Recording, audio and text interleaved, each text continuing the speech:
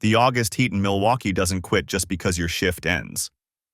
I clocked out at 6:35 p.m., my hands still smelling like machine oil and metal shavings no matter how hard I scrubbed them in the break room sink. 14 hours running the CNC lathe will do that to a man. My lower back screamed at me the whole drive home, and all I could think about was cracking open a cold one, throwing some steaks on the grill, and watching the Brewers lose another one. But first, Buster needed his walk. That golden retriever had been cooped up all day, and the guilt of leaving him alone gnawed at me worse than my aching shoulders. Sophia had texted me around 4. Yoga until 8. Pick up Ty on the way home? Simple enough. I'd grab the food after walking the dog. She'd been hitting yoga classes 3, sometimes 4 times a week for the past 6 months. Said it helped her stress from the bank job. I never questioned it. Why would I? We'd been married 9 years. I trusted her like I trusted the sunrise. I pulled into the driveway of our little bungalow on Clement Avenue, and Buster nearly knocked me down the moment I opened the door. 70 pounds of pure excitement, tail wagging so hard his whole body shook. Easy, boy, easy. I know. Let's go. I grabbed his leash and we headed out. The neighborhood park was 3 blocks away. Nothing fancy, just some benches, a small pond, and a jogging path that looped around a cluster of oak trees. Nice enough place to let your mind go blank after a brutal shift. The evening sun hung low, painting everything orange and gold. I let Buster lead, sniffing every fire hydrant and mailbox like he was reading the daily news. We turned the corner onto the path that ran along the pond's edge, and that's when I saw them. At first, my brain didn't register what my eyes were showing me. A couple on the bench overlooking the water. Woman with dark hair, wearing yoga pants and a fitted tank top. Man with broad shoulders, close-cropped hair, arm draped behind her on the bench. Her head rested on his shoulder. His hand sat on her knee. They were watching the sunset together like something out of a romance movie. I stopped walking so suddenly that Buster yanked the leash and yelped. My wife. That was my wife. And the man was Derek Kane, her personal trainer from the gym, the one she'd been raving about for months. Derek says I need more protein. Derek adjusted my squat form. Derek thinks I should try hot yoga. Derek. My blood turned to ice, then immediately to fire. The sensation was like grabbing a piece of steel fresh from the forge. You don't feel the cold first, just the searing, all-consuming burn. I stood there for maybe 5 seconds, though it felt like an hour. My legs moved before my brain caught up. I walked toward them, Buster trotting alongside, oblivious to the fact that his owner's entire world was crumbling. They didn't see me coming. Too wrapped up in each other. Too comfortable. Too practiced. I stopped about 10 feet away. Yoga class running late, Sophia? Her head snapped up so fast I thought she might give herself whiplash. Derek's hand flew off her knee like it had been burned. Mason! She scrambled to her feet, face going white. What are you? I thought you were working until what? Until you finished up here? I looked at Derek, who had the decency to stand up, though he kept his eyes on the ground. Nice sunset, isn't it, Derek? Look, man, this isn't... Shut up! I didn't yell, didn't need to. My voice came out flat and cold, the same way I talked to the new guys at the shop when they messed up a tolerance. I'm not talking to you yet. Sophia stepped toward me, hands raised like she was approaching a wild animal. Mason, please, let me explain. We were just walking after class and... Walking. I laughed, but there was no humor in it. Your head was on his shoulder. His hand was on your knee. That's a funny way to walk, Sophia. It's not what it looks like. Really? Because it looks like my wife is cuddled up with her gym trainer while I'm busting my back for 14 hours so we can pay for that fancy membership you just had to have. I turned to Derek. How long? He finally met my eyes. He was taller than me by a couple inches. Probably had 20 pounds of muscle on me, too. Gym rat physique. Perfect teeth. The kind of guy who spent more time looking in mirrors than actually doing anything useful. Mason, I think you need to calm down. Answer the question. How long have you been messing around with my wife? We haven't been. Don't. I stepped closer. Close enough that he had to look down at me, but I'd learned a long time ago that size doesn't mean much when you've got real anger backing you up. Don't lie to me. I've been working with my hands since I was 16. I know what calluses look like, and I know what bull looks like. You're covered in it right now. Derek's jaw tightened. He glanced at Sophia, then back at me.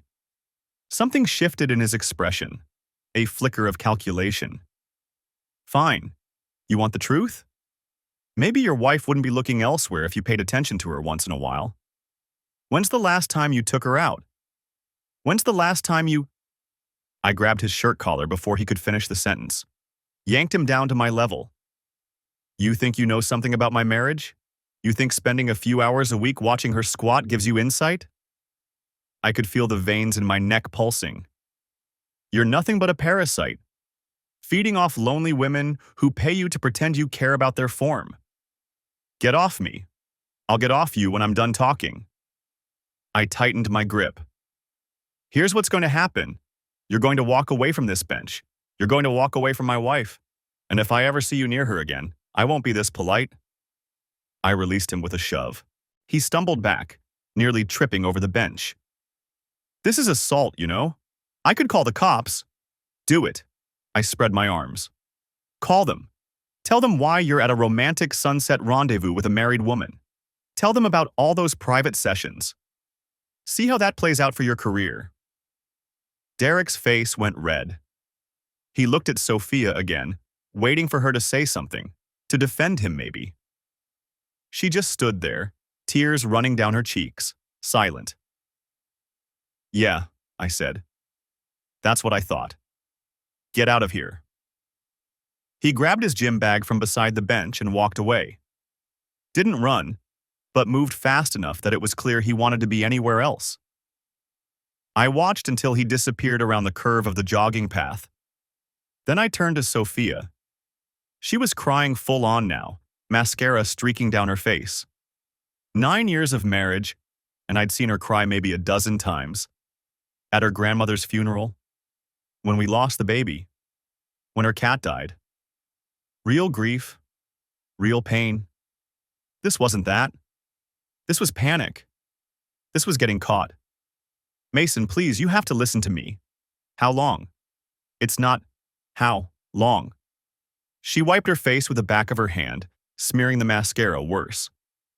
3 months. But it's not what you think. We never actually... 3 months. I let that sink in. 3 months of lies. 3 months of yoga class while you were with him. 3 months of looking me in the eye every night and pretending everything was normal. Nothing physical happened. I swear, Mason, we just talked. We connected. But I never let it go further. Connected. I tasted the word like poison. That's what you call it? Cuddling on a park bench with your head on another man's shoulder? That's just connecting? He understood me. He listened when I talked about my day, about my dreams, about the things that frustrated me. And I didn't? You were never there, Mason. Every night you came home exhausted, grabbed a beer, zoned out in front of the TV. I tried to talk to you about how lonely I was, and you just said, uh-huh, and asked what was for dinner. So this is my fault? You sneaking around with Mr. Muscles over there is because I worked too many hours? That's not what because last I checked, those hours are what paid for your fancy gym membership, your yoga classes that apparently don't exist, your car, your clothes, this whole life you're so unhappy with. She flinched like I'd slapped her. I know you work hard. I've never said you didn't. No, you just said it wasn't enough. I wasn't enough. So you went shopping for an upgrade. He's not an upgrade. He's nothing compared to you. Then why were you with him? The question hung there between us. Sophia opened her mouth, closed it, opened it again. Nothing came out. That's what I thought. I reached into my back pocket and pulled out the Thai menu I'd grabbed from the car. The takeout she'd asked me to pick up. I crumpled it in my fist and threw it at her feet. There's your dinner. Mason, please. We can work through this. Couples survive things like this all the time. We can do counseling. We can... No. That single word hit her harder than anything else I'd said. She actually staggered back a step. What do you mean, no? I mean no. No counseling. No working through it. No second chances. I unclipped Buster's leash and let him wander toward the pond's edge to sniff at some ducks. You made your choice, Sophia. You chose him. Or at least, you chose not to choose me. That's the same thing. I wasn't thinking straight. Derek, he made me feel... I don't care what he made you feel. That's not my problem anymore. You can't just... We have a life together. The house, our friends, everything. Should have thought about that before you started connecting with your trainer. I whistled for Buster, who came trotting back reluctantly. I'll be at a hotel tonight. Tomorrow I'm calling a lawyer. Don't call me unless it's about the divorce. Mason! I walked away. She called my name 3 more times, each one more desperate than the last. I didn't turn around, didn't slow down. Just kept walking until her voice faded, and all I could hear was Buster's panting and my own heartbeat pounding in my ears. The Holiday Inn off the highway became my home for the next 2 weeks. Cheap enough that I could swing it while still paying the mortgage, clean enough that Buster wouldn't catch anything. The night clerk was a kid named Trevor, who didn't ask questions when I showed up at 9 p.m. with a suitcase, a dog, and the expression of a man who'd just watched his life go up in flames. Sleep didn't come easy those first few nights. I'd lie there staring at the popcorn ceiling, replaying everything in my head. The way she'd leaned into him. The easy intimacy of it.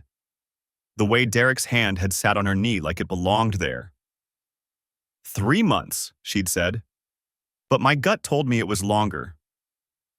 I called a lawyer the next morning. Sandra Whitmore, recommended by my buddy Pete, whose brother had gone through a divorce the year before. She had an office downtown in one of those old brick buildings that had been converted from a warehouse. No-nonsense woman in her 50s, gray hair pulled back in a bun, glasses that made her look like a librarian who'd seen too much. So, she said, after I'd finished telling her the story, you caught them in the park. Romantic setting, physical contact, but no actual intercourse witnessed. Not that I saw, but 3 months of sneaking around. Doesn't matter what they did in private unless we can prove it. Wisconsin is a no-fault divorce state anyway. Means we don't technically need proof of adultery to dissolve the marriage. So what was the point of catching her? Leverage. Sandra leaned back in her chair. Proof of infidelity can influence property division, especially if marital assets were used to facilitate the affair. Was she spending money on him? Gifts, dinners, hotel rooms? I don't know. She handles the credit cards. I just pay them off every month. Then we need to find out. I want you to pull statements going back a year. Every card, every joint account. We're looking for patterns. Unexplained expenses, recurring charges at restaurants you didn't eat at, stores you didn't shop at. She slid a notepad across the desk. Write down everything you can remember about her schedule over the past 6 months. Every yoga class, every late night at work, every time she said she was somewhere that you can't personally verify. We're building a timeline. I spent 3 hours in that office. By the time I left, my hand was cramped from writing and my head was spinning with legal jargon. But I had a plan. That was something. The financial investigation started that night. Sophia and I had always kept things simple. Joint checking, joint savings, 2 credit cards. Made it easy for me to log in from the hotel's crappy Wi-Fi and start downloading statements. What I found made me sick. There were the expected things at first. Grocery runs, gas stations, her hair salon. Normal life expenses. But then the patterns started emerging. 3 months ago, right when she claimed things started, A new coffee shop appeared on the credit card.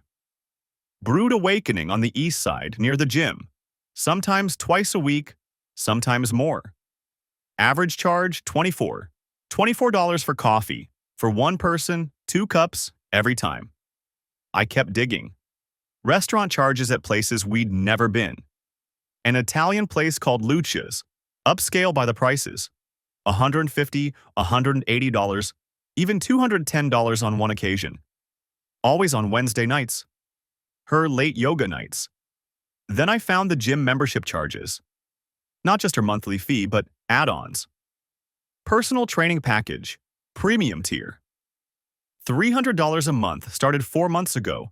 She'd been paying him directly, every week. I created a spreadsheet, dates, amounts, locations, cross-referenced with the times she'd told me she was somewhere else. The lies stacked up, row after row, until my screen looked like an accusation written in numbers. But I needed more. I drove to the gym the next day. Didn't go inside, didn't trust myself not to put Derek through a wall, but I parked across the street and watched for a while. Around noon, a woman came out crying, mascara running down her face just like Sophia's had at the park. A man followed her, tried to grab her arm, and she shoved him away. The man was wearing a wedding ring. So Derek wasn't just working my wife. He had a whole operation going. I wrote down license plates, made notes about timing. Probably looked like some kind of stalker sitting there in my truck with a notepad, but I didn't care. The more I learned, the more ammunition I'd have when this whole thing went to court. Pete's cousin worked at a phone company, not Sophia's carrier, but he knew people who knew people. Took a few days and cost me $300 under the table, but I got what I needed. A log of her calls and texts for the past 4 months. Derek's number showed up 247 times. But here's the kicker. There was another number that showed up almost as often. Someone named Emily B. in the gym's client directory. I dug a little deeper. Emily Barston, wife of a commercial real estate guy named Tom Barston. They lived in Brookfield, nice neighborhood, 2 kids in private school. Derek had multiple irons in the fire. My wife wasn't special. She was just another mark. I almost felt sorry for her. Almost.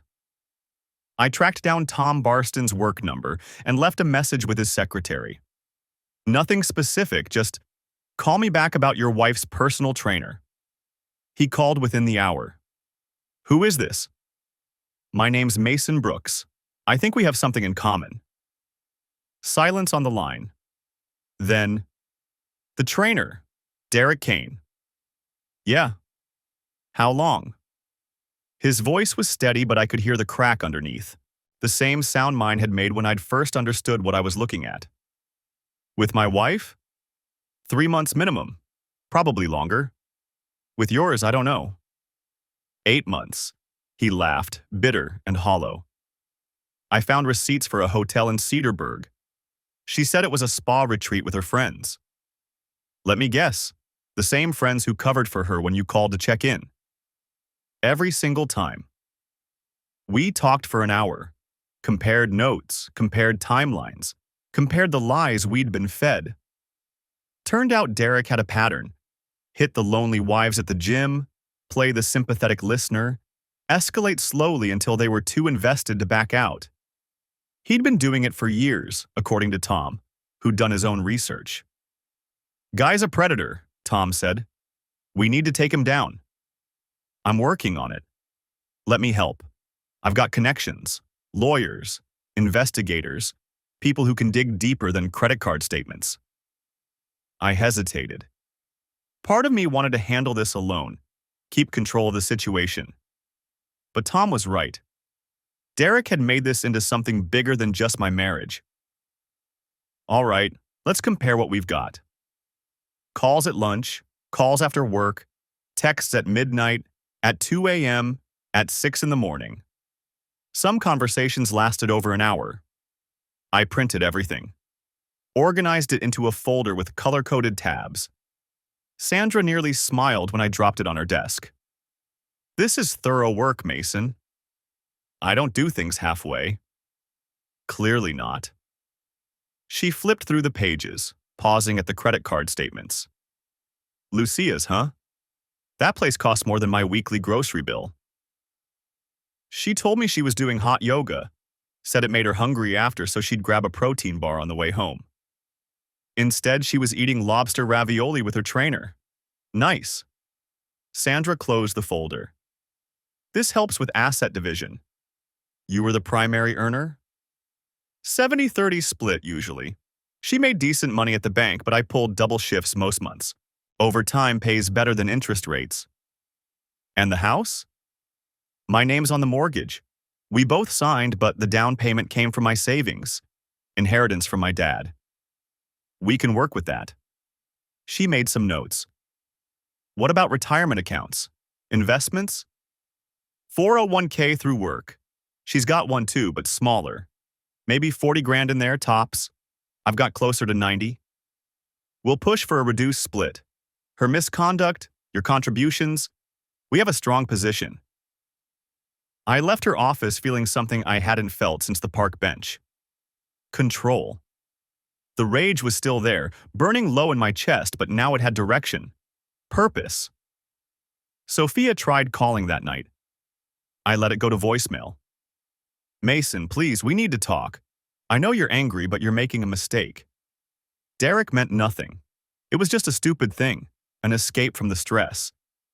You know how hard things have been at work and you're never home, and I just needed someone to... I deleted it before she could finish. She called again an hour later, then again at midnight, then again at 3 a.m. I turned my phone off. The divorce took 4 months to finalize. Felt like 4 years. Sandra filed the papers within a week of our first meeting. Sophia contested at first, tried to get a court-ordered reconciliation period, but the evidence folder killed that. Her lawyer took one look at the credit card statements, the phone logs, the timeline I'd built, and advised her to settle. We met in a conference room downtown on a Tuesday afternoon in December. First real snowfall of the season was coming down outside, big fat flakes that stuck to everything. Inside, the room was too warm, the fluorescent lights too bright, and Sophia looked like she hadn't slept in weeks. Good. Her lawyer was a short man in an expensive suit who spent most of the meeting shuffling papers and avoiding eye contact. Sandra did most of the talking for our side. My client is seeking primary ownership of the marital home, given that the down payment came from his personal inheritance, and he has been the majority contributor to mortgage payments throughout the marriage. Mrs. Brooks has rights to marital property. Mrs. Brooks has spent approximately $18,000 of marital funds on an extramarital relationship over the past 6 months. Sandra slid a copy of my spreadsheet across the table. Restaurants, gifts, premium personal training packages. All while Mr. Brooks was working 14-hour days to maintain their household. Sophia's lawyer flipped through the pages. His jaw tightened. We'll need time to verify. Verified already. Credit card statements, bank records, phone logs. Your client had 247 phone calls with her affair partner in a 4-month period, some lasting over an hour. During work hours, during her alleged yoga classes in the middle of the night. Sandra leaned back. We can settle this reasonably, or we can go to trial and present this evidence in open court. Your client works at a bank, correct? I'm sure their HR department would be fascinated to learn how she spent her lunch breaks. The room went quiet. Sophia was staring at the table, cheeks flushed, hands clenched in her lap. Mason. Her voice was barely a whisper.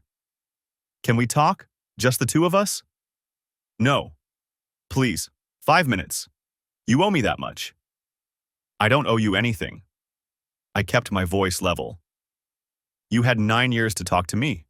You chose to talk to Derek instead. It wasn't... I didn't mean for it to happen. You were always at work, always tired, always somewhere else even when you were home. I was lonely. He listened to me. Then you should have married a therapist. I turned to Sandra. We're not having a private conversation. Whatever she needs to say, she can say here.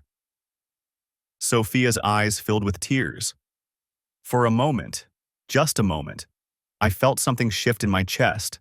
Not forgiveness, not sympathy, but something like grief.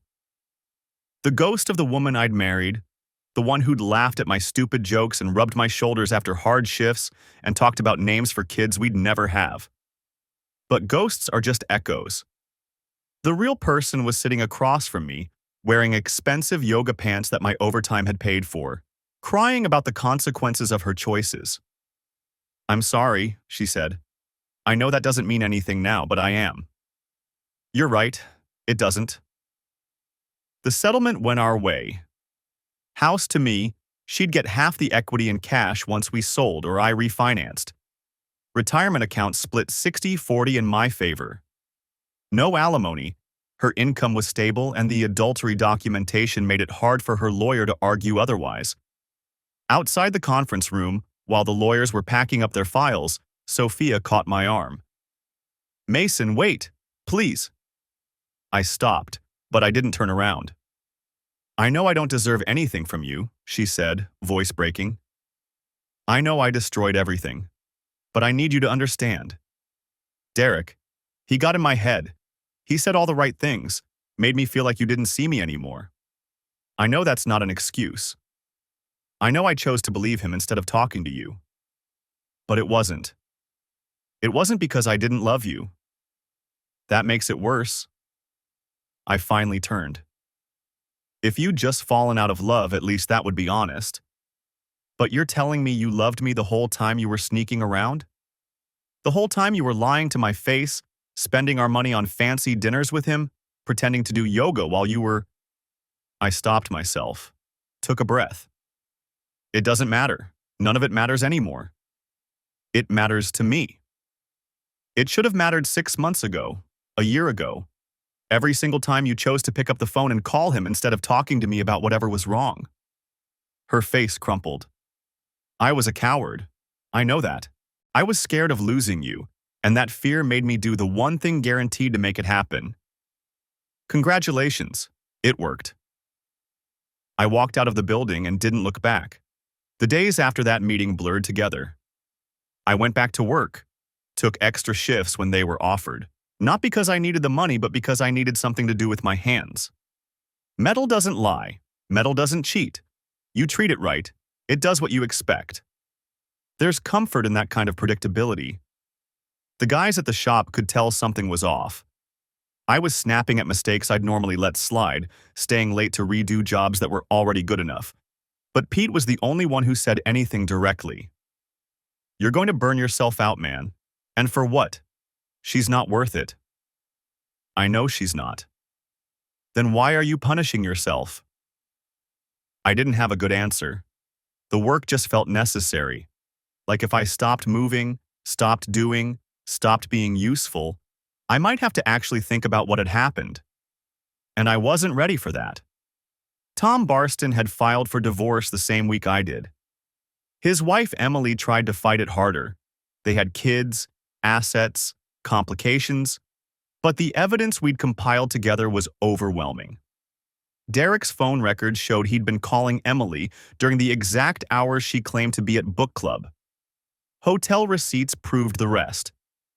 The gym fired Derek 3 days after Tom and I both submitted formal complaints.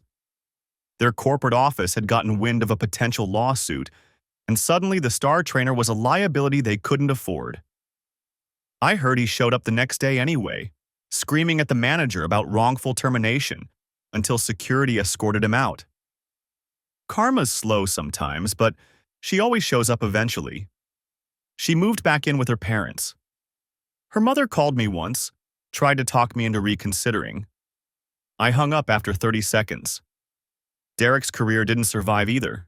The gym he worked at had a strict policy about trainers and clients, something about liability and professional boundaries. Turned out I wasn't the only husband who'd gotten suspicious. After word started spreading about the park bench incident, 2 other women came forward with similar stories. Derek had been running the same play for years. Lonely wives, sympathetic ear, gradual escalation. The gym fired him in November. Last I heard, He was working construction somewhere on the south side, hauling drywall for half what he used to make. His CrossFit body didn't hold up so well when the workouts were actually mandatory. Sophia's bank didn't fire her, but they passed her over for the promotion she'd been gunning for. Something about concerns regarding judgment and professional conduct. Turns out one of the executive's wives went to the same gym. Word spread faster than I expected. Small city, smaller community. Everyone seemed to know someone who knew someone. The neighbors who used to wave at Sophia stopped waving. The friends who used to invite us to dinner parties suddenly had scheduling conflicts whenever she reached out.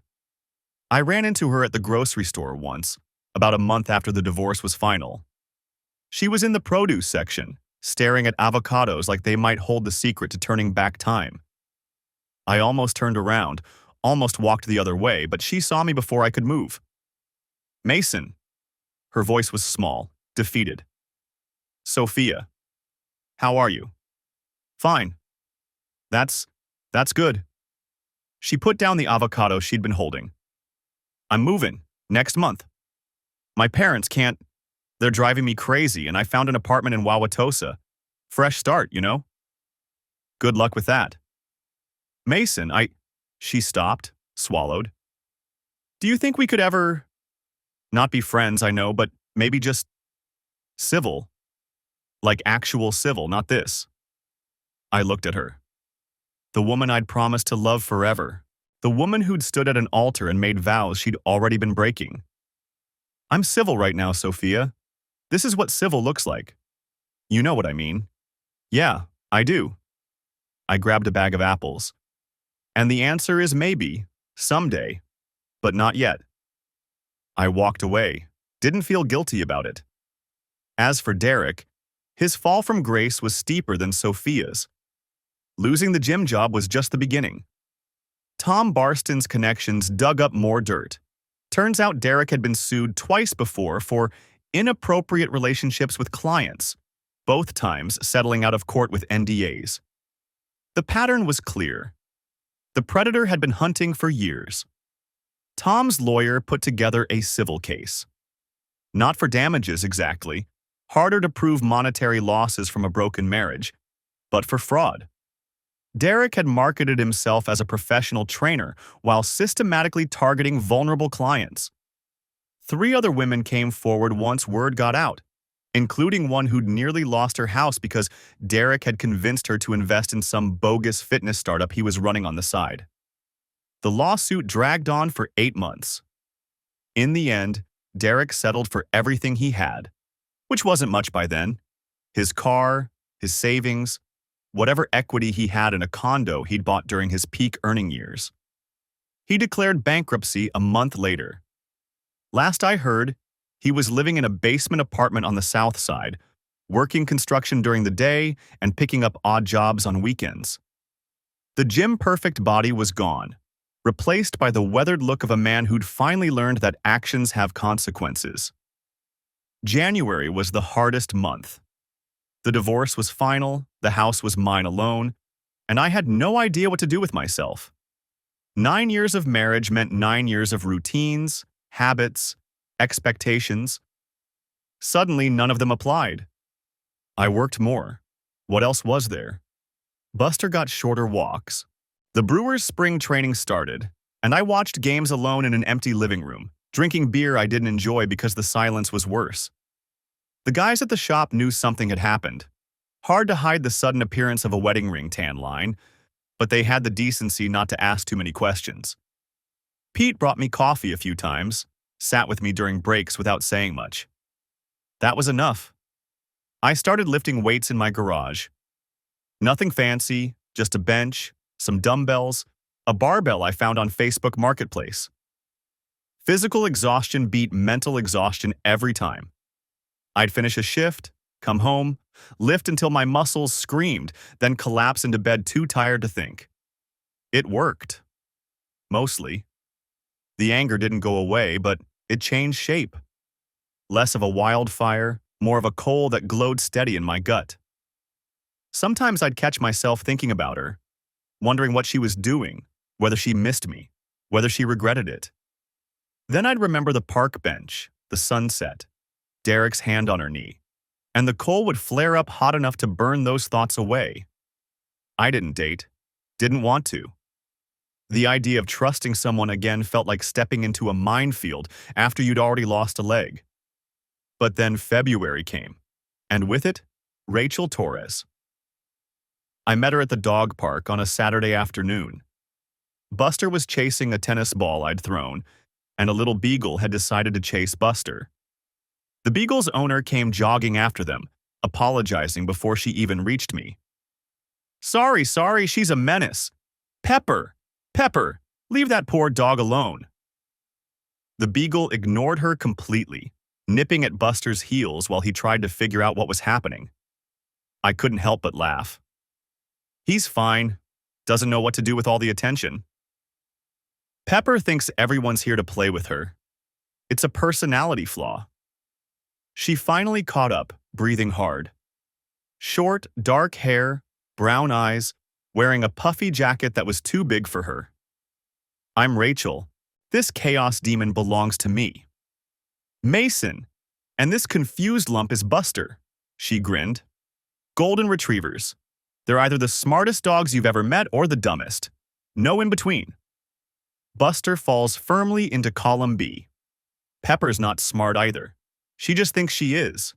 Worst combination. We stood there watching our dogs run in circles around each other, making occasional small talk. Weather, neighborhoods, the best places to get coffee within walking distance. Normal stuff. Easy stuff. I found out she was a veterinary technician at an animal clinic a few miles away. Single, no kids, moved to Milwaukee from Chicago 3 years ago for a relationship that didn't work out. She found out I was a machinist, recently divorced, still figuring out what that meant. Recently as in? Final last month? Ouch. You doing okay? I considered the question. Most people who asked didn't actually want an honest answer. They wanted you to say fine so they could move on. Some days, other days not so much. Rachel nodded like that made perfect sense. My breakup was 2 years ago, and I still have bad days sometimes. Anyone who says they get over it fast is either lying or a sociopath. I laughed. Genuinely laughed. First time in months it didn't feel forced. That's the most honest thing anyone said to me since it happened. Yeah, well, I'm not big on sugarcoating. Fair warning.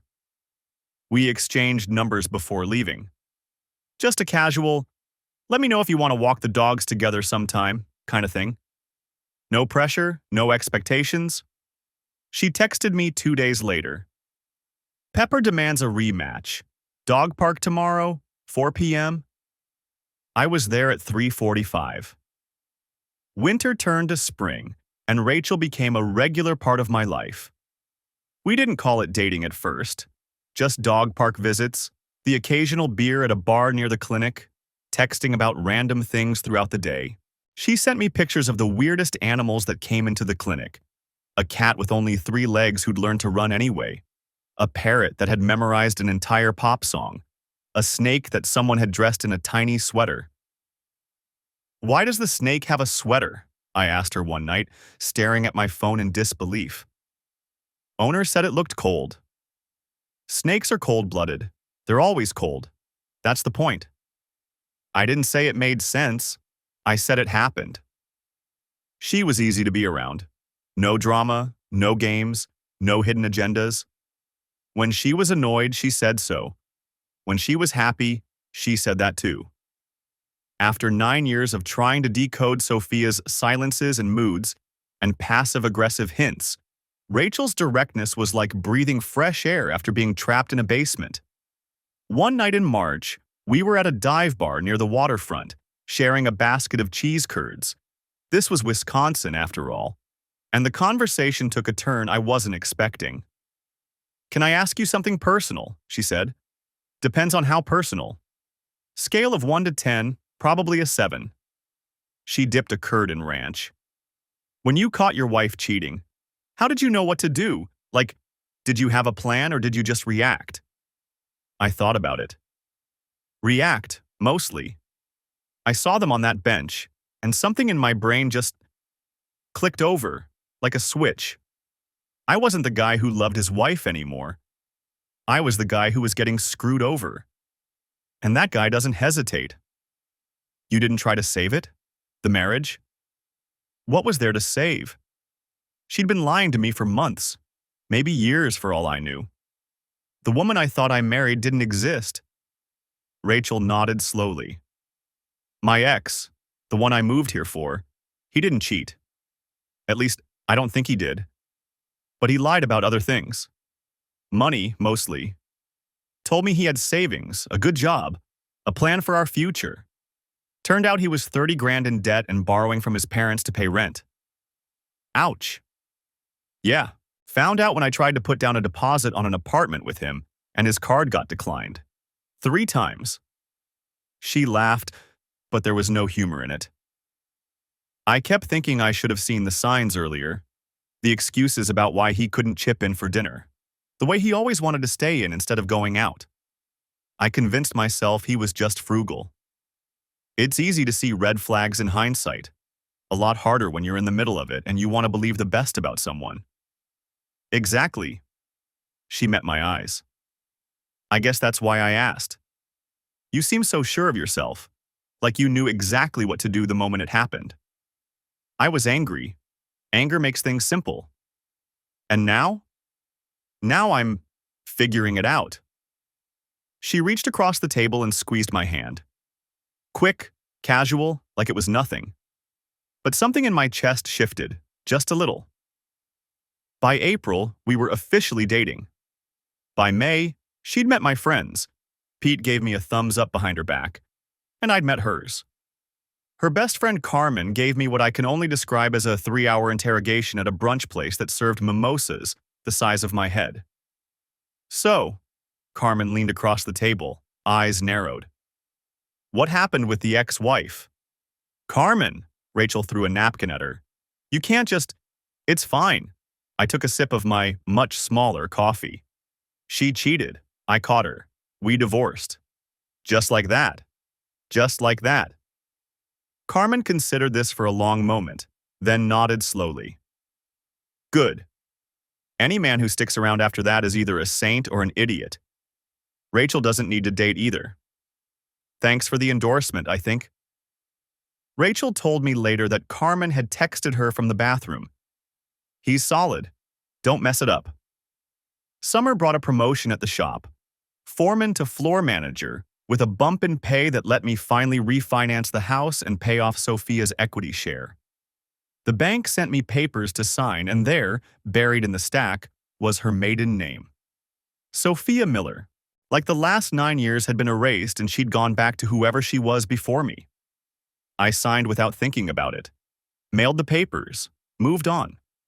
Rachel was spending 3 or 4 nights a week at my place by then. We'd cook dinner together. She was terrible at it. I was decent.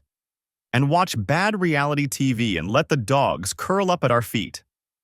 Pepper and Buster had become best friends, running together, eating from each other's bowls, sleeping in a heap on the living room rug. One night in July, we were sitting on the back porch, drinking wine she'd brought over, watching fireflies drift across the yard. I want to say something, she said, and I need you to not freak out. My heart did a little skip. Okay. I know you're still dealing with stuff from your marriage. I know trust is hard right now. I'm not asking you to be all the way healed or whatever. She took a breath. But I'm falling for you, Mason. Like actually falling. And I wanted you to know that before this goes any further. I looked at her. Really looked. At the way the porch light caught her hair, the uncertainty in her eyes, the way she was gripping her wine glass like it might save her from drowning if this went wrong. I'm falling for you too, I said. I think I have been for a while. She kissed me. Deep and real, and nothing like the desperate, performative affection Sophia had given me those last few months when she was trying to cover her tracks. This was honest. This was true. Good, Rachel said when we broke apart. Because I already told Carmen and she'll kill me if I jinxed it. A year after the park bench, I got a voicemail from Sophia. I didn't listen to it right away. Let it sit there for 3 days. This little notification lurking on my phone, taunting me.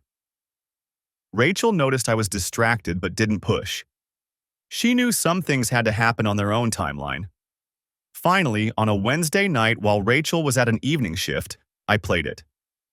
Mason, it's me. I know you probably don't want to hear from me, and I understand that. I'm not asking for anything. I wanted you to know that I'm sorry. Really sorry. Not sorry I got caught. Sorry I did it. Sorry I became someone who could do that. I've been going to therapy, trying to figure out why I let it happen, and I don't have good answers yet. Maybe I never will. I heard you're seeing someone new, someone from the dog park. That's good. You deserve to be happy, Mason. I know I took that from you for a while. I hope you found it again. You don't have to call me back. I just needed to say it. Goodbye. I sat there in the living room, Buster's head in my lap, listening to the silence after her voice stopped.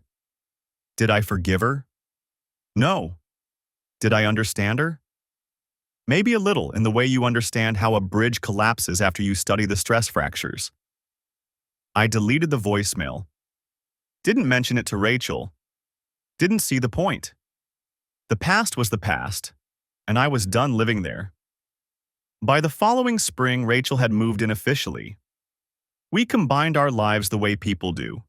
Her furniture mixing with mine, her clothes in my closet, her weird organic snacks taking over the pantry. The dogs had their own routines. The house felt full again. Not the same as before, but something new. Something better. I got promoted again, operations manager this time, and started talking to a buddy about opening our own shop. Small operation, precision machining for specialty clients. The kind of work that required skill and craft and patience. The kind of work I actually loved. Rachel got offered a senior position at a bigger clinic, which meant better hours and a salary that finally matched what she was worth. We celebrated with a bottle of champagne and terrible dancing in the kitchen, and promises about the future that didn't feel like lies. One evening in June, I took her back to the park where I'd found Sophia and Derek. You want to go there? She asked, skeptical. Isn't that kind of, I don't know, morbid? Maybe, but I want to replace the memory. We walked the path, Buster and Pepper running ahead, tongues flapping in the warm air. We passed the bench. Someone had carved new initials into the wood, and a kid had stuck a wad of gum on the armrest, and kept going until we reached the far side of the pond. Nice sunset, Rachel said, leaning into me. Yeah, it is. I took the ring out of my pocket. Nothing fancy. She'd told me a dozen times she didn't want anything flashy, just a simple band with a small stone that caught the light. Rachel Torres. She looked at me, then at the ring, then back at me. Her eyes went wide. I'm not good at speeches. You know that. So I'm just going to say it straight. I took her hand. I love you. I want to build a life with you. I want to wake up next to you every morning and come home to you every night and figure out the rest as we go. Will you marry me? She stared at the ring for what felt like forever. Then she grabbed my face with both hands and kissed me hard enough that I nearly dropped the box. Yes, obviously yes. Were you actually worried I'd say no? Little bit. Idiot, she kissed me again. Put the ring on, before I change my mind. I did. It fit perfectly. We walked home as the sun went down, the dogs running circles around us, Rachel's hand in mine, the ring glinting in the fading light. The wedding was small. Pete was my best man. Carmen was Rachel's maid of honor. 50 guests in a venue by the lakefront, nothing too formal, nothing too fancy. Rachel wore a dress she'd found at a consignment shop that made her look like she'd stepped out of an old Hollywood movie. I wore a suit I'd bought specifically for the occasion because Pete threatened to disown me if I showed up in khakis. Rachel's family flew in from Chicago, her mom, her dad, her two brothers, and an assortment of aunts and cousins who immediately adopted me as one of their own. Her dad pulled me aside before the ceremony, this big guy with shoulders like a linebacker and hands rougher than mine. You treat her right, you hear me? I don't care about your past, your divorce, any of that. What I care about is whether you're going to show up for her. Every day. Even when it's hard. Yes, sir. I intend to. He studied my face for a long moment, then nodded slowly. Good. Because if you don't, I've got 3 brothers who help me move furniture, if you catch my meaning. Message received. He clapped me on the shoulder hard enough to leave a bruise. Welcome to the family, Mason. Pete's toast nearly made Rachel cry. He stood up with his beer, cleared his throat, and launched into a story about me that I'd hoped everyone had forgotten. So there we are, 3 in the morning, in the parking lot behind O'Malley's. Mason has just found out about the thing with his ex. You all know what I'm talking about. And I'm trying to get him to come crash on my couch instead of going back to the hotel. And this idiot looks at me and says, Pete, I'm not sad, I'm planning. The crowd laughed. I shook my head. I didn't know what he meant at the time. Figured he was drunk or in shock or something. But over the next few months, I watched him execute the most organized, thorough, and frankly terrifying divorce I've ever seen. Spreadsheets, timelines, evidence binders. The man treated his own heartbreak like a machine shop project. Identify the problem, document everything, and fix it right the first time. He raised his glass toward Rachel. And then he met you. And I watched that same guy, the one who had every reason to never trust anyone again, slowly learn how to trust again. That's not nothing. That's not something most people can do. But he did it because you're worth the risk. Rachel was definitely crying now. So was Carmen. To Mason and Rachel, may your lives together be boring in all the best ways. Everyone drank. I pulled Pete into a hug that might have been a little tighter than strictly necessary. That was sappy as hell, I told him. Shut up, you loved it. Maybe a little. Sophia sent a card. I found it in the pile of RSVPs. She'd somehow gotten the address from mutual friends who couldn't mind their own business. Congratulations, Mason. I mean it. Be happy. I threw it in the trash without opening the envelope further. Didn't need her permission. Didn't want it. The reception went late, the way good parties do. Dancing, terrible toasts from people who thought they were funnier than they were, cake that Rachel's aunt had made from scratch and refused to let anyone else cut. By midnight, Rachel had kicked off her heels and I'd loosened my tie and we'd snuck away to a quiet corner of the patio to catch our breath. We're married, she said, like she was testing the words. We're married. That's kind of insane. Completely insane. She laughed and leaned her head against my shoulder. Not like Sophia had with Derek, not stolen or secret or wrong, but comfortable, easy. Right. Hey, Mason? Yeah? I'm really glad you walked your dog that day. I kissed the top of her head. Me too. 6 months after the wedding, I opened the shop. Brooks Precision. Machining, operating out of a converted warehouse on the industrial side of town. 2 employees to start. Me and a kid named Darius, who'd trained under me at the old place and had hands almost as steady as mine. We took on small contracts, built a reputation for quality, grew slowly and carefully. Opening day was chaos. The machines weren't calibrated right. The delivery guy brought the wrong grade of steel, and a pipe burst in the bathroom that flooded half the break room. Darius and I spent the first 3 hours just keeping the place from falling apart. You sure about this, boss? Darius asked around noon, wringing out a mop. Seems like the universe is telling us something. Yeah, it's telling us we need a better plumber. Hand me that wrench. By the end of the first month, we'd completed 12 jobs without a single callback. Word spread. By month 3, we had a wait list. By month 6, I was interviewing candidates for 2 more positions. The work itself felt different when it was mine. Every precision cut, Every machine surface, every quality check, it all mattered in a way it hadn't when I was just punching a clock for someone else. I'd come home with metal shavings in my hair and oil under my nails, and Rachel would laugh and tell me I smelled like a hardware store. But there was pride underneath the exhaustion now. Real pride. Not everyone was happy about my success, though. My old boss, a guy named Frank Tesler, took it personally when I left to start my own operation. Started bad-mouthing me to clients, claiming I'd stolen trade secrets, even threatened a lawsuit that his lawyers quietly talked him out of. I ran into him at a supply convention about 8 months in. "Brooks," he said it like a curse. "Frank, heard your little shop is doing okay. Better than okay. For now." He stepped closer, lowering his voice. "I know what you're doing. Undercutting my prices, poaching my clients. You're going to regret it.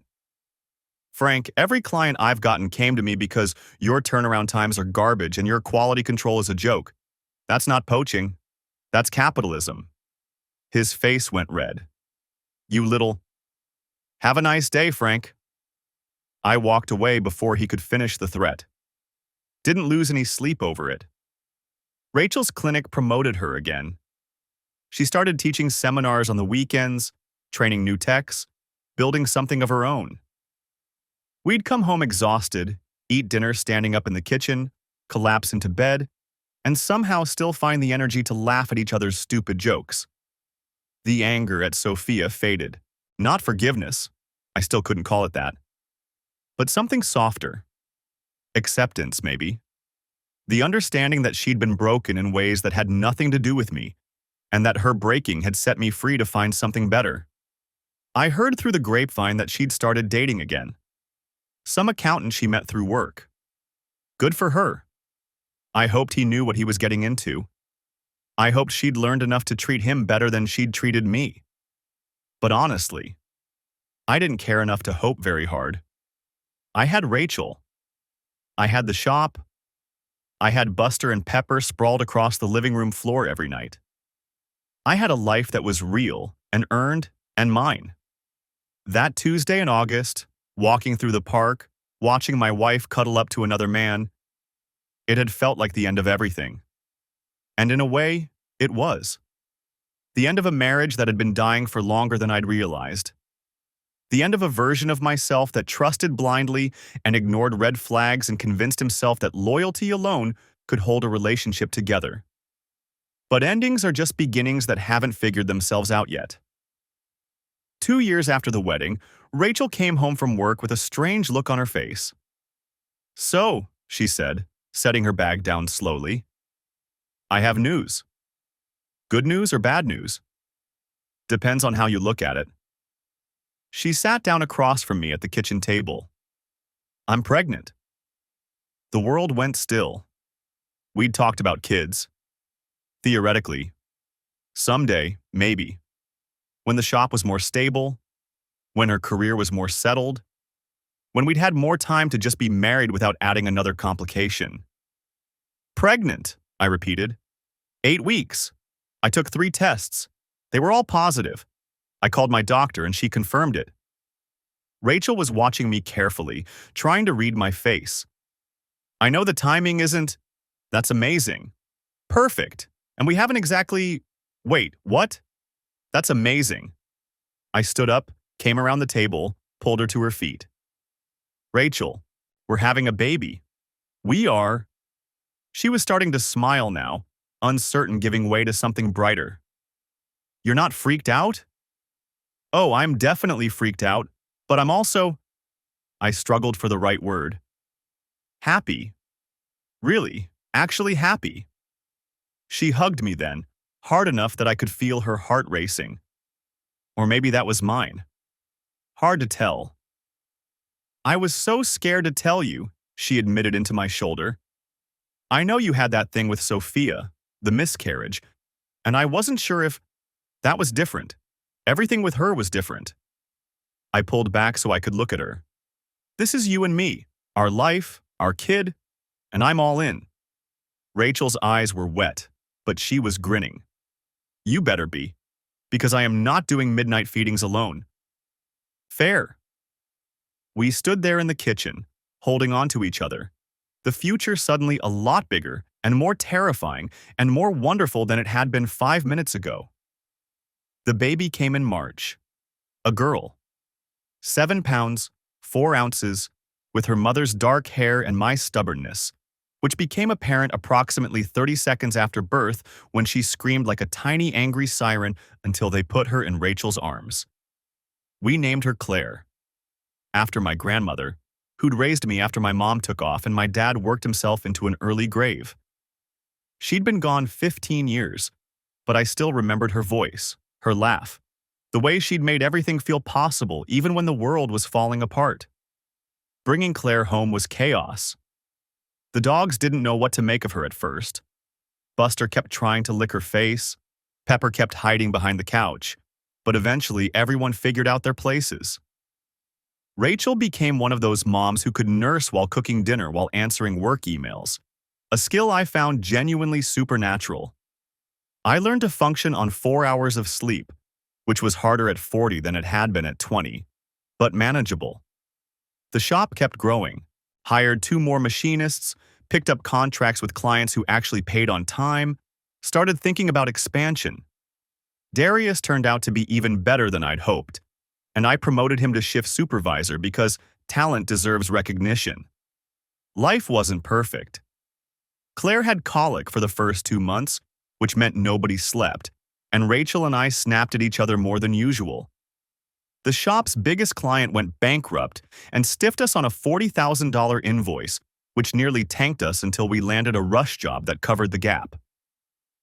Rachel's mother got sick and spent 3 weeks in the hospital, and Rachel spent those 3 weeks functioning on coffee and worry. But we made it through. Together. The way people do when they actually trust each other. Claire was 2 years old when I ran into Derek. It was random. A hardware store on the south side, picking up some specialty screws for a project at the shop. I came around a corner and there he was, standing in the plumbing aisle, looking at pipe fittings with the expression of a man who had no idea what he was doing. He looked different. Thicker around the middle, hair longer and messier, wearing a stained work jacket instead of the athletic gear I'd always seen him in. Time and labor had taken their toll. He didn't see me at first. I considered walking away, considered pretending I hadn't noticed. Old anger flickered in my chest, familiar and unwelcome. Then I decided I didn't care enough to avoid him. Derek. He turned. Recognition hit, followed by something that might have been fear. Mason. Hey, relax. I'm not going to hit you. I shoved my hands in my pockets. That was a long time ago. Yeah, it was. He shifted awkwardly. Look, man. I know there's nothing I can say that makes what happened okay. You're right, there isn't. He nodded, accepting that. I want you to know I've changed. Got sober, got into a program, figured out some stuff. The way I was living back then with Sophia and the others. It wasn't right. I know that now. I studied him, looking for lies, for excuses, for the smug entitlement I remembered from the park bench. What I found was a tired man trying to put himself back together. Good for you, I said, and meant it. Mostly. Hope it sticks. Yeah, me too. He paused. You doing okay? Heard you got remarried. I'm doing great. That's good. You deserve it. He looked like he wanted to say more, then thought better of it. Take care of yourself, Mason. I walked away without looking back. And for the first time since that evening in the park, I didn't feel the anger. Not the coal, not the flare. Just nothing. A door I hadn't realized was still open, finally swinging shut. Claire started kindergarten. The shop expanded into the warehouse next door. Rachel got promoted to regional director, which meant less hands-on work and more meetings, but also less midnight emergency calls about sick animals. We bought a bigger house with a yard large enough for the dogs to actually run, and a room for Claire that she immediately covered in drawings of unicorns and spaceships. I was 43 years old, and my life looked nothing like I'd imagined when I was 25. Better. Different. Real. One night, after Claire was asleep and the dogs were settled and the house was quiet, Rachel and I sat on our new porch drinking wine and watching the stars. "You ever think about her?" Rachel asked. "Sophia?" "Not really, not anymore." She swirled her glass. "I used to worry about it, in the beginning, that you were still hung up on what happened." "I was for a while. Hard not to be. But not now." I looked at her. At the woman who'd rebuilt my ability to trust, who'd given me a daughter, who'd put up with my late nights and my obsessive work habits and my occasional inability to talk about feelings like a normal human being. "Not now," I said. "Not for a long time." She smiled. "Good." We sat there until the wine was gone and the night got cold enough to drive us inside. Normal evening, normal life. The kind I'd almost forgotten was possible. The kind I was never letting go.